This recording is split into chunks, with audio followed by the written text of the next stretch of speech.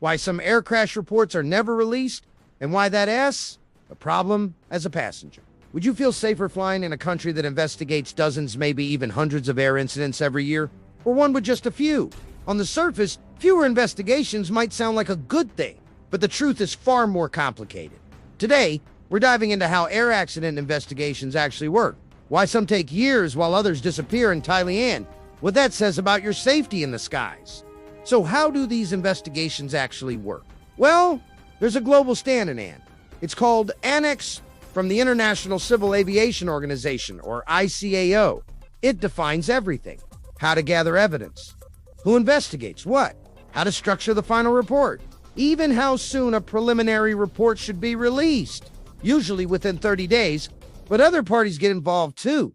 The country where the aircraft was registered, where it was built, and where the airline is based.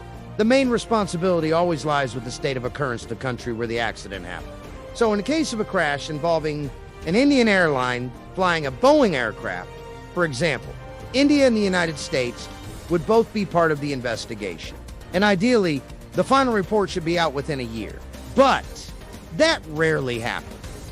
But delays aren't just about technical complexity or courtrooms. Sometimes it's politics. Take Aeroflot 1492, the Superjet that crashed in 2019 after being struck by lightning. The report was nearly ready by 2020, but was delayed another 3 years because an American company allegedly refused to share fire protection system data, likely due to sanctions. Or China Eastern 5735, which crashed in 2022 after a dramatic vertical dive. China's Aviation Authority released a preliminary report, then annual updates, until they stopped. No word since. The report was finished but never officially released.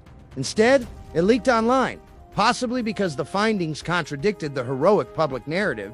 And then there's Ural Airlines, Flight 178, the miracle in the cornfield. These examples show what can happen when transparency breaks down. According to countries should have independent investigation. Boat is not influenced by their civil aviation authorities or government. Why? Because sometimes those authorities might be partly to blame if they ignored previous warnings, for instance, or failed to act on earlier accidents. That's why in the U.S., you have the NTSB investigating accidents, not the FAA, which regulates the industry. Unfortunately, not every country follows this model. And in places where the investigation authority reports to the same people who run the aviation industry, well, objectivity can be compromised.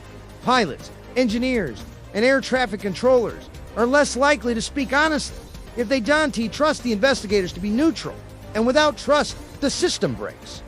So let's return to that question from the start. Is it better to fly in a country with hundreds of reports every year, or one with just a few? The answer might surprise you. More reports means more transparency. It means investigators are catching even minor issues and making recommendations before they become deadly.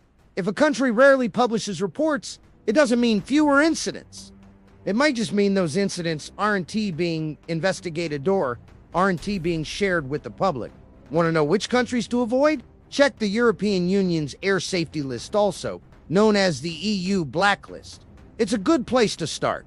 Air accident investigations aren't about assigning blame, they're about learning, improving, and keeping passengers safe. So the next time you read a report or hear about one that asks miss and remember, transparency saves lives. I'm James, and this is Flight Sparrow. If you found this breakdown helpful, give it a like, subscribe for more aviation deep dives, and let us know in the comments which investigation surprised you the most. Thanks for watching. Safe travels.